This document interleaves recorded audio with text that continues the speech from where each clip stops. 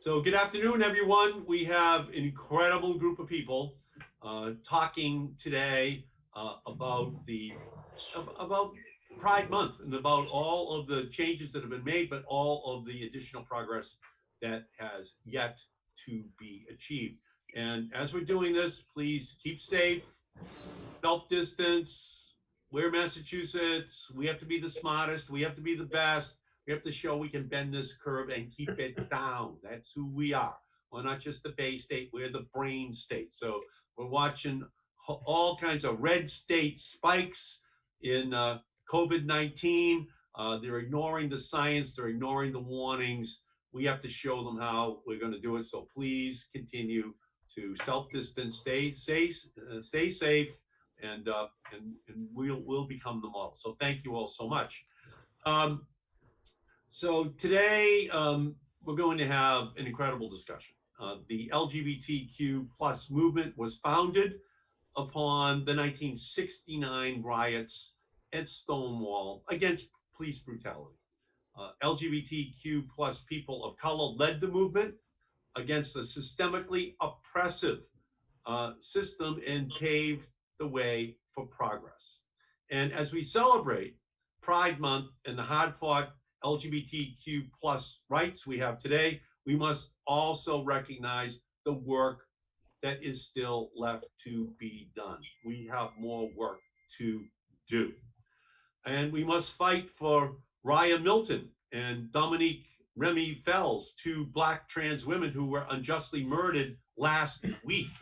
We must fight for our transgender and LGBTQ plus individuals who have to ensure they get equal access to housing and healthcare. And we have to fight for an end to police brutality against our Black LGBTQ plus community and begin holding our law enforcement accountable. Throughout history, we have seen moments like this, moments where in the face of pain and anger, that people rise up. And Pride is a reminder that social progress does not happen in isolation.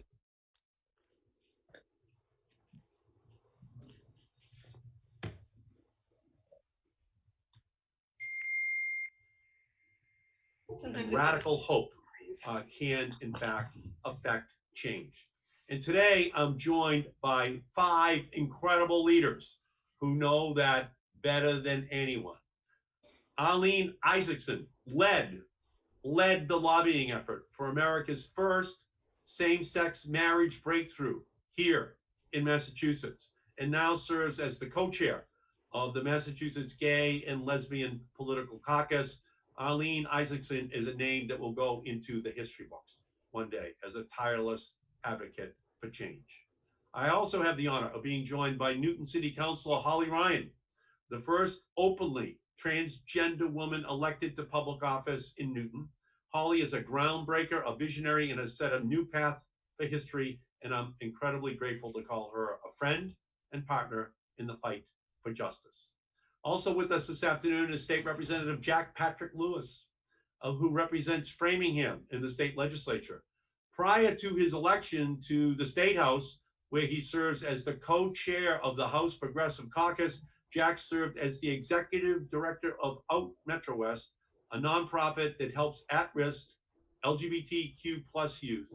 Jack has devoted his career to making the world a safer and more just place for the next generation.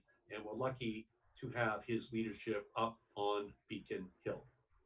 Chris Erchull is a staff attorney at GLBTQ. He's a GLAD. He's a GLAD legal advocate, defender, and works every day to tear down outdated laws and stereotypes that have denied LGBTQ people their rights for generations. We thank him for joining us today. And finally, I'm joined by Tanya Neslusan, the Executive Director of Mass Equality. Tanya, along with her colleagues at Mass Equality, are leading the way to ensure that every person across Massachusetts, regardless of sexual orientation, gender identity, or gender expression, is able to live a free life of discrimination and oppression. The work that Tanya does day in and day out is critical to creating a more just and inclusive Massachusetts model for the rest of the country. So today, we're all coming together to say loudly and clearly that trans rights are human rights, LGBTQ rights are human rights, and Black Lives Matter. And I feel a great honor to be with all of these leaders today, and I'm really looking forward to our conversation. So Arline, let me start with you. The Supreme Court decision yesterday was something that no one would have ever predicted. A 6-3 vote in the Supreme Court with Justice Gorsuch leading on this issue. So can you talk a little bit about what yesterday means? And this has been a fight that's been going on for a long time. In 1975, when I was a state representative, we actually had a vote on the floor of the Massachusetts state legislature to ban individuals from being fired because they were gay or lesbian. And we lost that vote in Massachusetts in 1975. And here we are now, the Supreme Court of the United States. Can you talk a little bit about that decision and what you think it means? Yesterday was an amazing victory.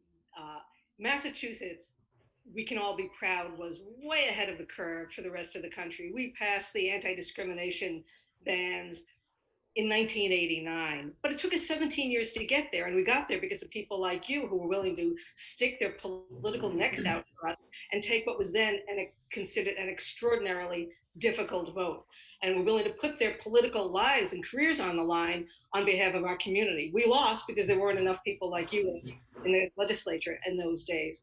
So it's huge what we've just gone through, and it's terrible the rest of the country took so long to get there, but thankfully the court did the right thing. I never thought in a million years I'd agree with anything that Neil Gorsuch did, but I'm glad that he did the right thing, and I suspect he has lots of queer friends, and that's probably added to his resolve to do the right thing. But I think what yesterday teaches us in part is what we need, what we have done, and what we need to do going forward. And I put that into two categories. On the what we've done is a question of recognition, recognizing that we've come a long way, recognizing that our success was attributed to the thousands of unsung heroes whose names we'll never know, who chose to come out and chose to get involved politically, to the tens of thousands of allies, straight allies and cisgender allies who stood up for us, who stood up with us, electeds like you, and people, our friends and family and neighbors who helped us to win these battles. And to realize that so much of it was because of the political work the community was willing to do. To, in the case of somebody like you, to say, Ed Markey has always been with us. He votes with us. We have to make sure at election time that he's reelected because he's always done the right thing for us. We have to reciprocate. And then last, we have to recognize that there are some people in our community who have been left out, the ones who have been historically disadvantaged, Black and brown and trans and immigrant and poor, and we have to make sure to help bring them up with us. And then the second category is a commitment that we have to commit to never do unto others what was done unto us, which means making sure we never participate in the kind of awful behavior that was done to us for decades and centuries, making sure to stand up and speak up when we see it done to someone else, whoever that other might be, and making sure to be the allies for others that we depended on to win our victories and successes. So there's a lot I just packed into that very long answer, but Yeah. it's all how I feel. No, well, it was, yeah, you laid the foundation for where we are today. You fought those fights, you won those fights, and now, although many states still do not have those statutes on the books to give those protections, the Supreme Court has now ruled that they are going to just say across the board that it's a matter of fundamental law that those protections should be there. So, Chris, that decision yesterday, from a legal perspective, what does it mean, and what precedents might it have set in terms of Well, other areas that now might be challengeable? it's actually difficult to understate the breadth of the impact that this decision could have and will have into the future. I want to point out one thing. So while a lot of people are surprised by the outcome of the Supreme Court decision, what Justice Gorsuch said in his opinion is true. It was the elephant in the room. It was there all the time. This was the obvious answer that discrimination based on sexual orientation and gender identity is a form of sex discrimination. And it's a form of sex discrimination, whether we're talking about employment, hiring and firing decisions under Title VII, but it's also a form of sex discrimination if we're talking about housing, or if we're talking about access to healthcare, or all of the other numerous federal protections that we have that protect us against discrimination based on sex. So the impact of this case is going to be resounding. It's going to have an impact on every area of our civil liberties. And like Arline was saying, the people who are most adversely affected by infringements on civil liberties are people of color and other marginalized groups who are most desperately in need of the kinds of protections that we are talking about today. But I want to caution that no matter what, no matter how expansive this Supreme Court ruling is, there are still gaps. There are still people who fall through the cracks and won't have recourse when they're subject to discrimination. And for that reason, it is imperative that the federal government, that the US Senate, pass the Equality Act, take it up and pass it. It's already been passed through the House. It needs to come through the Senate, and it needs to be signed by the president as soon as possible. Well, and the 47 Democratic senators, we had a conversation today about the Equality Act, and we're going to move forward to try to force the Republicans to take it up, to just bring it out on the floor under unanimous consent and say, hey, we're ready to start the debate. You ready? Hey, Republicans, we're ready to go. You just saw what the Supreme Court just did. Well, let's move on to these other areas as well. So we're going to take the Equality Act now and use it as our battering ram, against the Republicans, so that they know they're in for a fight this week, next week, and right through this election, because clearly the Supreme Court is reflecting this fundamental change that has taken place in our country, but not in the but not. Excuse me. I said, "You go, girl." Yeah, but not in the Trump administration.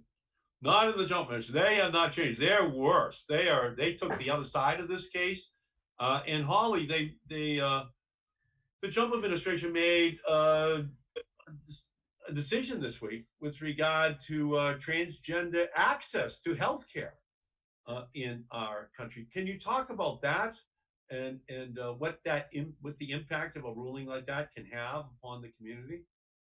Yeah, I mean, actually, I got my start in when I came out and then was working in human service.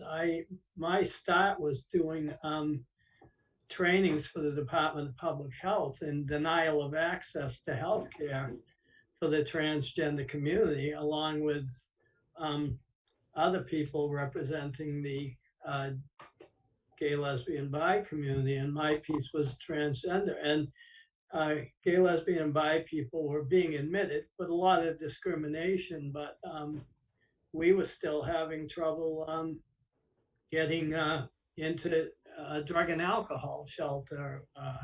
We into healthcare, into it was rolling the dice, trying to find a doctor, and we used to call it running the gauntlet of healthcare, where the doctor might be great, but the front of the house staff, so to speak, refused to use the name you were using, and would go by the name on your ID. So what happened Friday? It was Friday. I mean, it doesn't surprise me, but if you want to go back to the 60s, it's when you didn't have to treat people of color if you didn't want to. And we had members of the community 15 years ago or so. Robert Eads was one of them down south in Georgia, where he was refused health care, a trans man, and he had ovarian cancer, and nobody would treat him. They tried to send him to a psychiatrist before they treated the cancer, and by the time he finally got treatment, it was too late, and he died. And he is one of the people that we look up to in this community and use for things. So it doesn't surprise me. This is why we need to win this election. This is why we need to keep you in office. And on the Equality Act, if I can just say, what we have here in Massachusetts, and I fought for transgender rights, and the first bill that went through without the public accommodations, we have housing and credit on our bill. That wasn't passed yesterday. It was about employment, which is fantastic. But part of the Equality Act is housing and credit. And like we've always been the pioneer, as Arline said, and so we have to have you help push this across the line.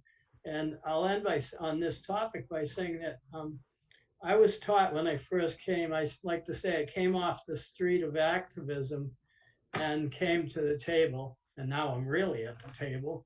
But Bonnie Frank taught me that when we do things here in Massachusetts, and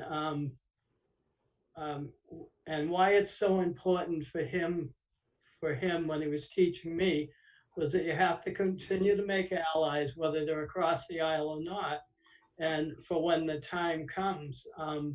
And when we pass these things federally, we're passing them for the states that won't do it. And so we're doing it for the rest of the country. I agree with you. We are the leaders, and we have to continue to be the leaders. And up on Beacon Hill, we have Jack Lewis. Jack, can you talk about what's the agenda that you're advancing right now? What is it that you think is an important thing for all of the people watching this afternoon to know about what's moving in our own home state?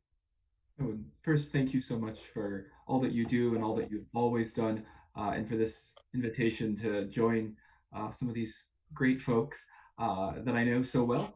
It's an honor to join them on this conversation. As you said before, before coming to the State House, I was the executive director for a nonprofit that focused on LGBTQ young people, middle and high school youth. And I would be lying if I didn't say that that continues to be one of my core passions at the State House, making sure that we don't rest on our laurels of having been the first on so many things, somehow deceiving ourselves into thinking that since we have better laws than Alabama and Texas, that we've somehow arrived on all of these issues, when the truth couldn't be further from that. So excited to have joined, I think, everyone on this call in a small part, from my perspective, to make sure that Massachusetts banned conversion therapy last year. We weren't the first state, we weren't the second state, we were the 16th state, which is better than the 17th or 50th. But for me, it still shows how much work there is to be done, sometimes within folks of our own political parties, sometimes with our own family members or neighbors. But as somebody who used to work with teenagers every single day, being able to go back to them and say that your parents, as they are confused or wrongly being led in one direction or another. If your parents can no longer force you to go to a licensed professional to change who you are, even if the majority of our youth didn't have parents that were ever going to take them to one of these barbaric therapists, even if these youth, that was never something that was going to be in their personal future, just knowing that that was removed, it was just one more worry, or one less worry, one less fear. uh, Young people have it pretty hard today to begin with, and I think anything we can do uh, to help their overall mental health, their overall safety, is so important. So we did that last year. uh, we're continuing to push the Healthy Youth Act. This is another one that some folks on this call will know that we've been working on for a long time. uh, it simply states that if your school teaches health classes, that the information taught has to be scientifically accurate. It has to be comprehensive of all different kinds of people and backgrounds. And it has to include conversations on consent and healthy relationships. Uh, I think pretty straightforward, but we haven't quite got that across the finish line either. And I can tell you, when we started out Metro West 9 or 10 years ago, the youth asked us to do what their schools were unwilling or unable to do, specifically talk about healthy relationships and human sexuality in a way that most 15-year-olds aren't comfortable going to their parents or guardians to talk about. And so our organization sprung up because of that specific reason. It would be really great if we as a Commonwealth could make sure that every single young person is guaranteed that same comprehensive education in our public schools. And I know with the help of you and everyone on this call, we'll be able to get it across the finish line sooner than later. Thank you, Jack. And I remember visiting you out there in Framingham 9 or 10 years ago, in your program, just pioneering, cutting edge. Thank you, Jack. And Tanya, uh, could you talk a little bit, if you would, about intersectionality, about how the LGBTQ plus movement and Black Lives Matter all help to come together to create a movement, and how important that is? Well, I think the best way of putting it is that the LGBTQ community encompasses all sorts of identity. We are women, we are people of color, we are cisgender, we are transgender, across the spectrum. And in order to fight for LGBTQ equality means to fight for all of those identities. Though you may identify as a lesbian, you may also identify as a Black woman. Which identity goes first in line shouldn't be an issue so much as all of these issues need to come together, because when we come together and we look at the whole of a person or the whole of a community, we're stronger. And as we lift up each person within that community, each identity within the community, it brings everyone forward, even people who aren't identifying with any of the communities that you're lifting up. And I think that we also need to make sure that we are addressing the cultural shift behind that, as well as the legislative shift, because it's not enough to ask you to go to Washington and implement legislation if we aren't going to do the work of educating people and putting our feet on the ground and backing up what the laws say with our action and with our words, and informing people of what we as a community need. I also think that especially given this moment in time, Pride is usually a month of celebration and of exploring our past victories, and I think this kind of gives us a moment to take a pause and think about those that we've forgotten, that we left behind, who really led our struggle, particularly trans women of color. And how is it that we let them lead the march, but then we left them at the back of the line? And well, can you talk about that a little bit? Because obviously, transgender, Black women are not guaranteed equality. They're high homelessness rates, Mm-hmm. brutality by the police, discrimination in the healthcare system. We were just talking to Holly about that. Mm-hmm. So you're putting your finger right on one of the big remaining, gaps in the protections that we need to provide. Absolutely. I mean, I talk a lot about, social determinants of health, and which leads to overall quality of life.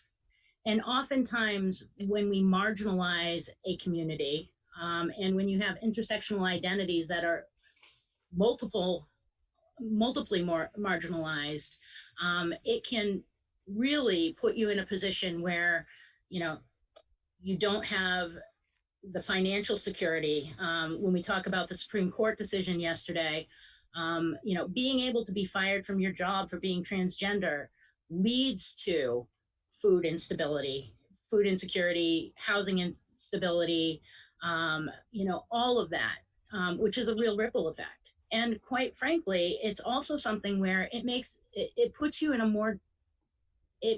a position where you don't necessarily have some of the resources that other people do, to make sure that you're available to lobby or legislate or whatever. If you look at the uh, legislature in Massachusetts, for instance, we don't have um, any LGBTQ people of color in the legislature, and that's a glaring thought in a state that we consider to be one of the most progressive in the nation.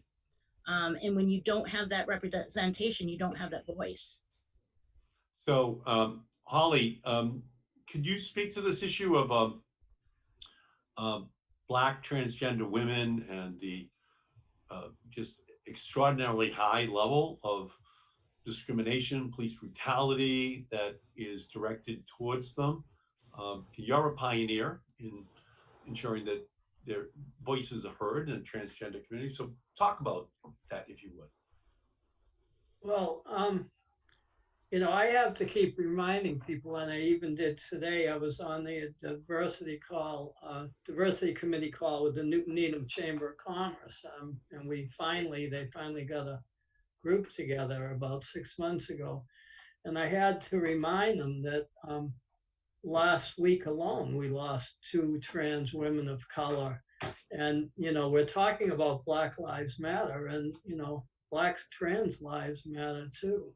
And back in the early 70s when we were marching of different things against the war and poverty and discrimination, it was the first time that really that after the civil rights marches that Black and white were together again, and that scared a lot of people that we were getting together, and we have to stick together, and especially in the transgender community, it seems that transgender people of color are being brutalized more than someone like me, and we have to keep them in the conversation all the time. And right now is a prime time to keep trans women of color in the conversation and right up front. Oh, and I agree with you.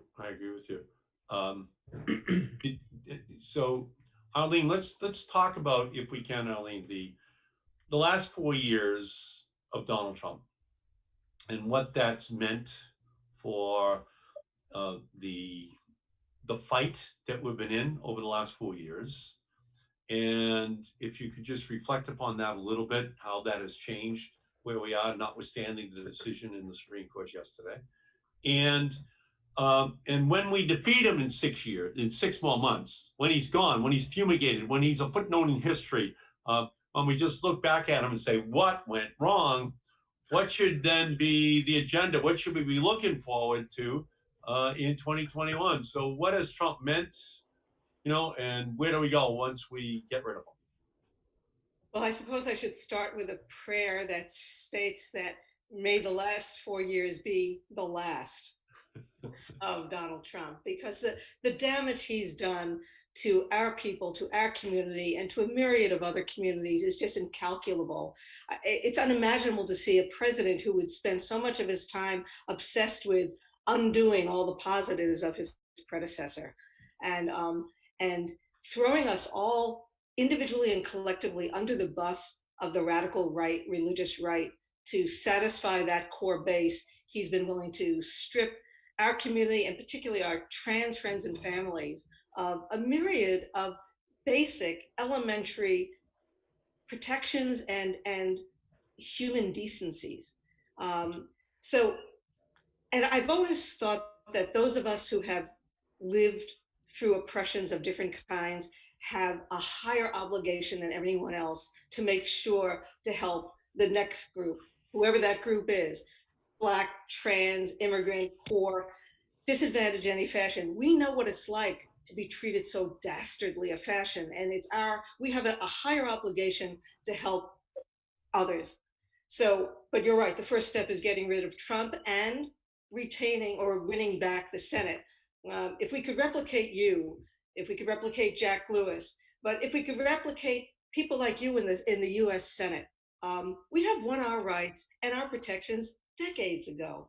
It's just pathetic that we've had to wait this very long, but we don't have enough of you, and we don't have enough of the Jack Lewises in the legislature to finally have won all the battles we need to win, and also then to help the next group, because those of us who have the advantage of having jobs and homes and not having worried about homelessness are truly advantaged in a way that so many others are not. Yeah. Uh, but I will tell you, we finally, just in the last couple of weeks, got all 47 Democrats onto the equality bill. And when we win the Senate in 6 more months, when we have Joe Biden in the Oval Office, I think we just might be in a position where we can telescope the time frame that it is going to take in order to make this great leap forward nationally. And I actually think the Supreme Court decision is highly illuminating in terms of how they viewed it. Gorsuch viewed, these fundamental rights and how they would be extended. But if I may, there's one thing I've been thinking about very recently that.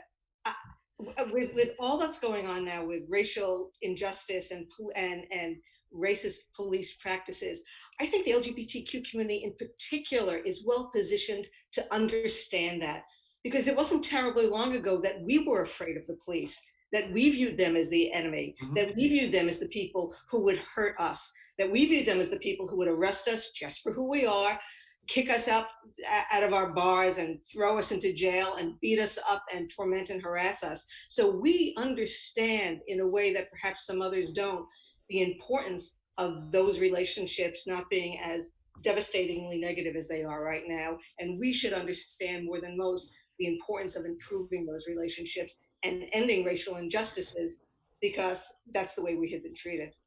And Arline, Massachusetts is important, leading the effort to create the culture whereby the Supreme Court of Massachusetts would actually issue a ruling 17 years ago on same-sex marriage, then moved the whole country. It turns out that by 2020, people are saying, well, of course, that's not a big issue, but it was a big issue in Massachusetts.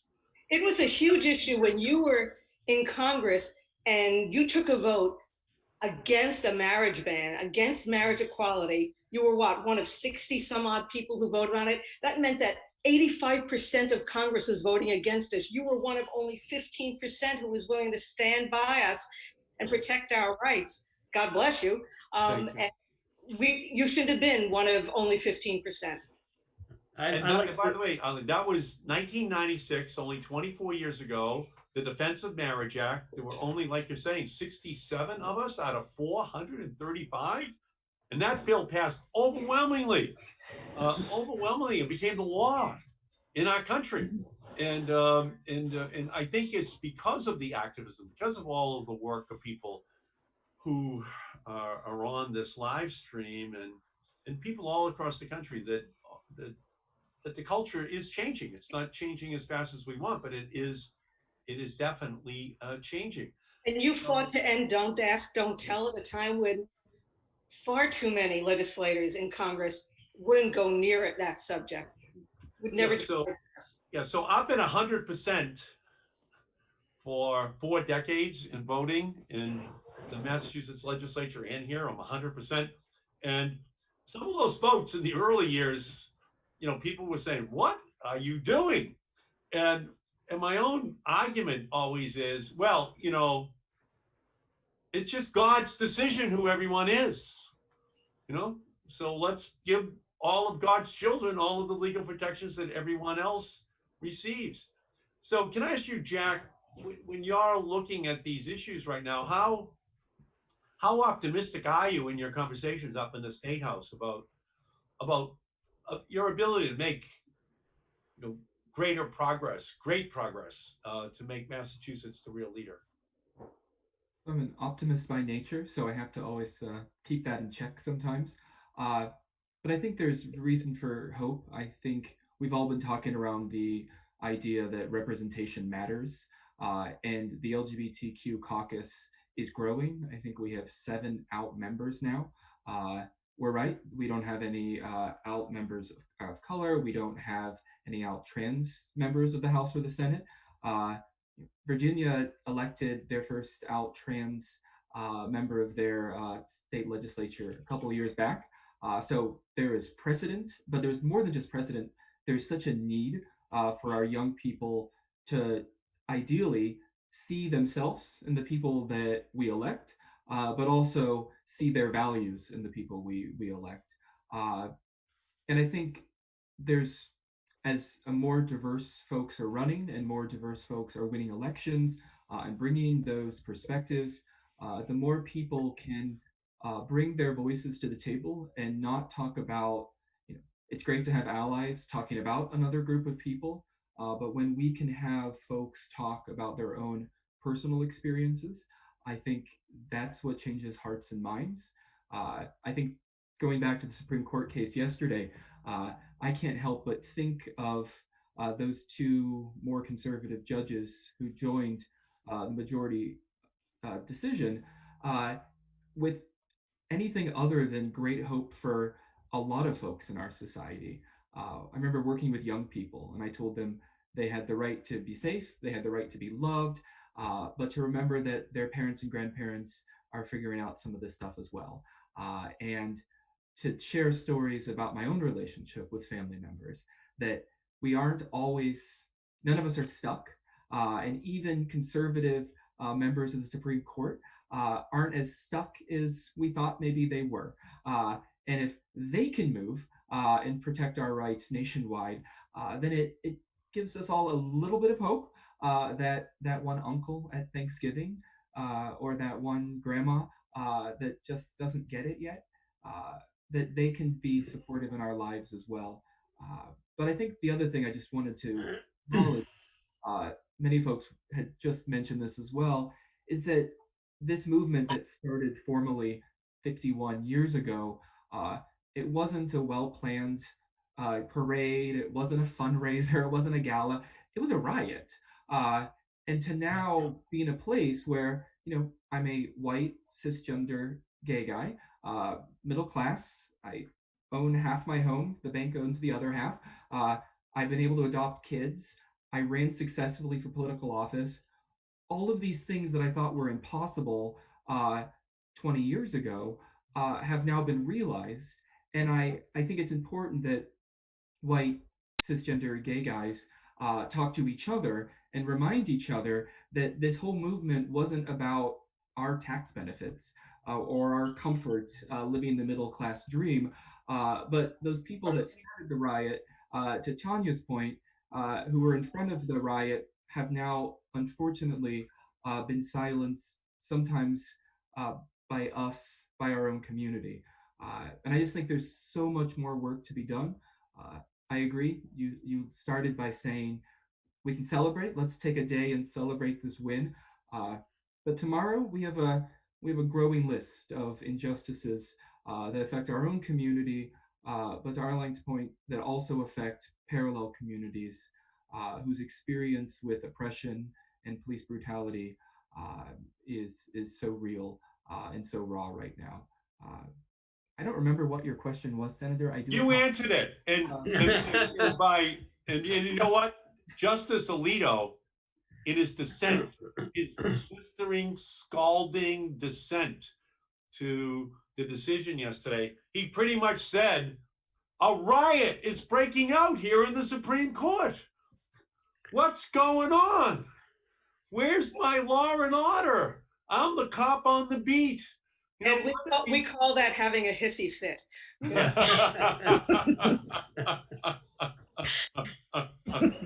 So, Tanya, what's at the top of your list? What do you want to see happen in Massachusetts in the near future?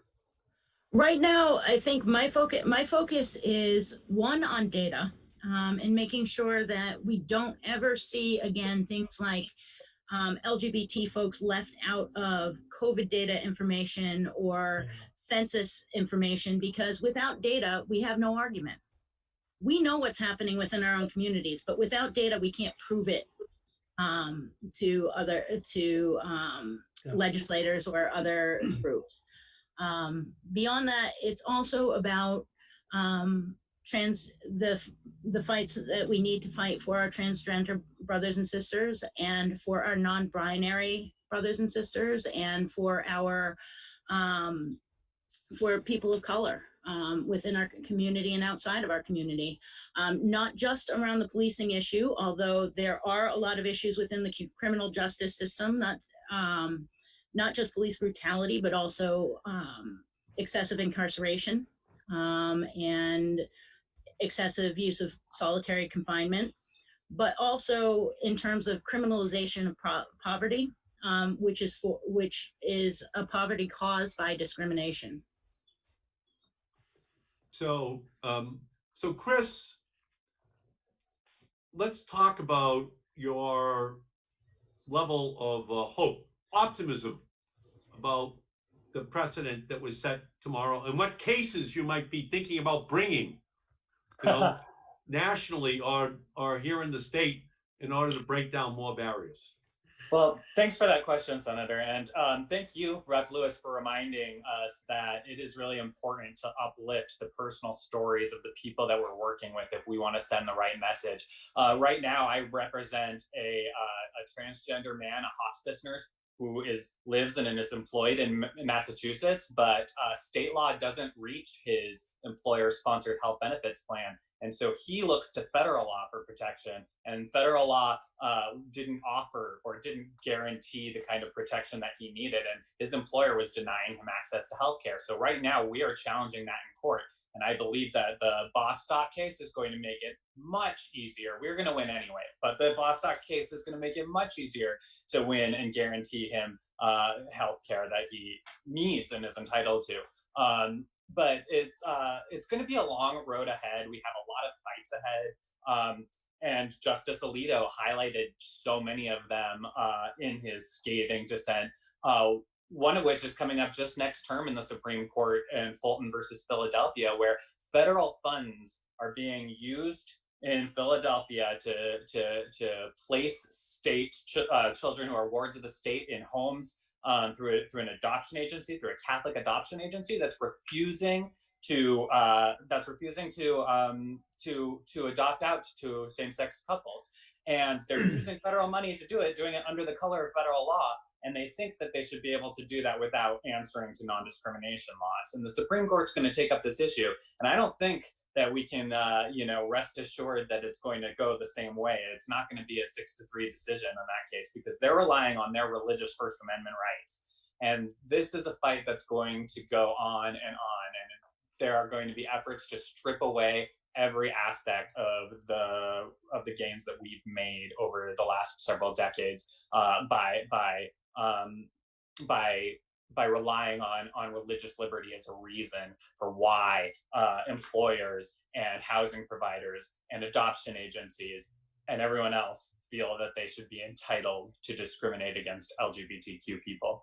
So I have hope because I know that we can fight and win, and we learned that. I have hope because I was at Franklin Park over the weekend, and the Trans Resistance March, which was led by trans people of color, was out there marching in the street for Black lives and for trans lives, and it was a beautiful, well-attended event, and it was peaceful, and it was amazing to see. It was so inspiring. And I have hope because of all of the people who are out here resisting and fighting every single day. Thank you. And I thank you for your brilliant legal work, advancing this cause. And I have my agenda. My agenda starts today, and it's just to push the Republicans as hard as I can to bring the Equality Act out onto the floor of the United States Senate so that we have a vote on it. We make people accountable so that we basically provide explicit non-discrimination protections in housing, education, and jury service, and all federally funded programs and public spaces and services, and that we just make them defend discrimination, make them defend 50 years ago, 60 years ago, going back to Stonewall, make them defend it. We've moved on, and thank God the Supreme Court showed yesterday that there's a reason to be hopeful, that all the efforts of everyone on the grassroots of our country is working. So, Arline, I'll give you the final word, Arline, as we're finishing up this fabulous conversation. Well, what Chris was just saying in a moment ago was sort of a deja vu all over again moment, because it was in the 1980s that Massachusetts went through the very fight he described, where Republican legislator from Wellesley tried to ban us from being parents, ban us from being adoptive parents, foster parents, and his original amendment even would have banned us from being biological parents, though I always thought that was kind of funny, like, how are you going to enforce that one? But the fact that when that vote came up, we lost. We couldn't get more than 50 out of 160 House members to vote with us on a measure that was going to prohibit us from being foster or adoptive parents. Eventually, we won those rights back here. We won them legally. We won them in the state house and in the courts. But the fact that we're going to go and revisit it now through the exemption that you can drive a truck through, that loophole about religion, pretending it's about religion, is a very frightening possibility. And I think it reminds us that as far as we've come, not only do we have to advance further, but we have to worry about holding on to what we've got, because our opponents are so zealous. They hate us so much. They fear us so much. They will do anything to try and take away the rights, the hard-fought rights that we've won. And that's why we need you, Ed, and to keep doing what you've been doing for us for so many years. Thank you. I appreciate it, Arline. That was Royal Switzerland. And yes, it was. Good memory. Yeah, that's right. Royal Switzerland, yeah. And again, the way I view it is that they have their temporary victories, but it's only then the basis for the organizing, not agonizing, that all of the rest of us then engage in. And that's what we're seeing out on the streets of our country right now, when people are seeing injustice and they want it to end. And that's what all of you have done with your lives. I can't thank you enough for joining me this afternoon. I can't thank you enough for everything you do every single day. And to everyone watching, that's something we have to stand up for. We have a healthcare crisis in our country. We have an economic crisis in our country, and we have a justice crisis in our country. And we can see it all so clearly. And our job is to stand up and to be the leaders. We are Massachusetts, and I thank each and every one of you for joining us today. And to everyone watching, thank you for joining us. Please protect yourself and all the essential workers who are trying to protect us, and lift your voices for justice in our country. Happy Pride. We need it now more than and happy Pride, everybody. Happy Pride. Happy Pride. I'm going to miss getting my sunburn out there this year. I get one every single year in that parade. Thank you all so much. Send you a feather boa. Thank you. Thank you for having our backs, Senator. Thank you so much. Thank you.